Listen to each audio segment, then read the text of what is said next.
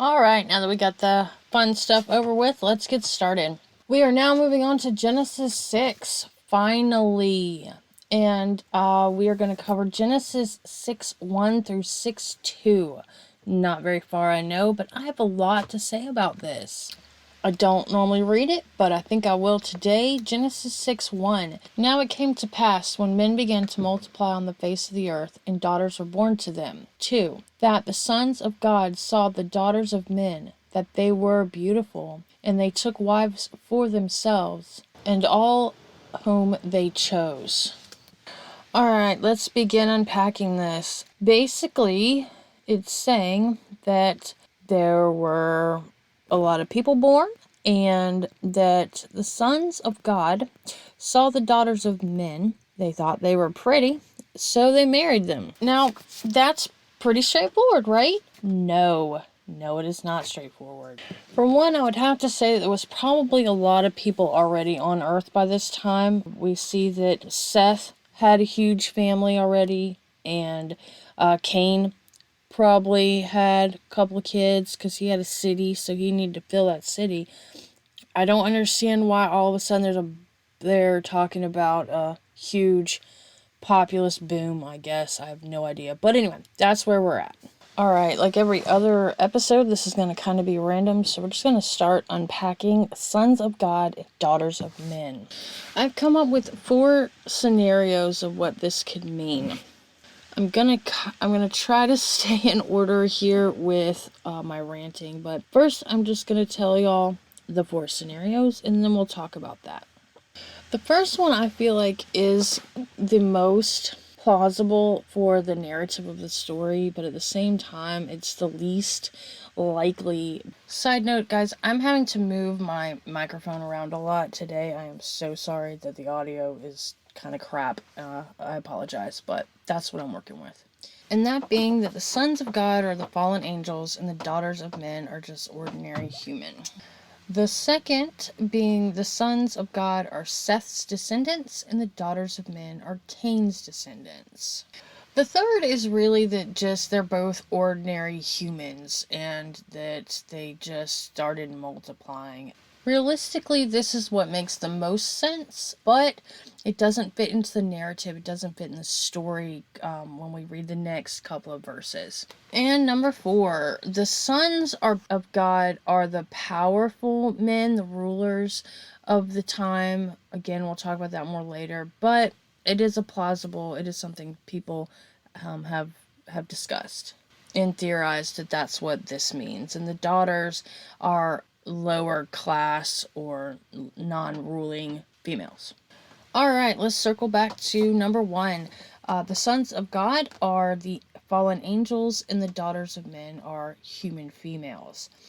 So there's a lot of things, again, that we could say about this. One, I'll go back and say that it makes sense in the narrative, in the story, if you don't take this literal, or if you don't believe in angels. If you do believe in angels, you do take this more literally, then it makes the most sense, because you'll understand this when you read the next part of the story, because the offspring of these unions are the Nephilim, giants, so on and so forth.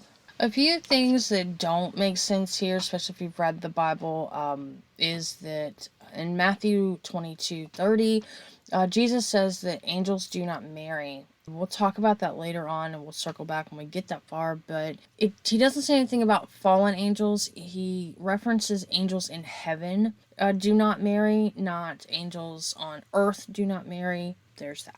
So I'm not really sure how much the Matthew reference applies here. This is a different time, different story, different writer, so I'm not really sure how this applies.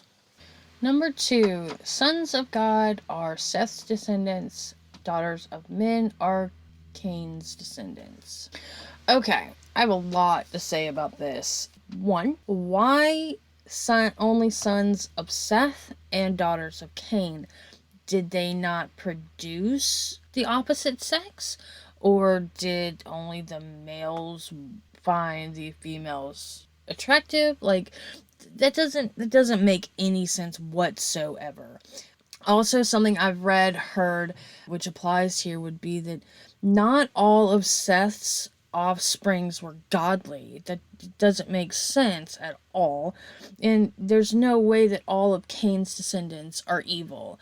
I truly do not believe that. I've met a lot of evil people in the world, and their kids were just fine, and vice versa. That the parents were good Christians or good people, and the children were just horrible human beings. So that does not make sense. Number 3, that they were just regular human beings. Now, realistically, this really applies the most to what we've read so far, but it doesn't necessarily apply to the story.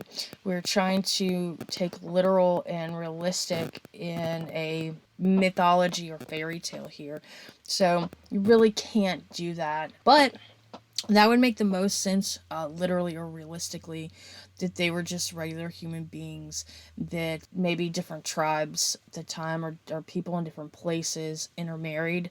That would make the most sense. And last but not least, number 4, the sons of powerful men rulers.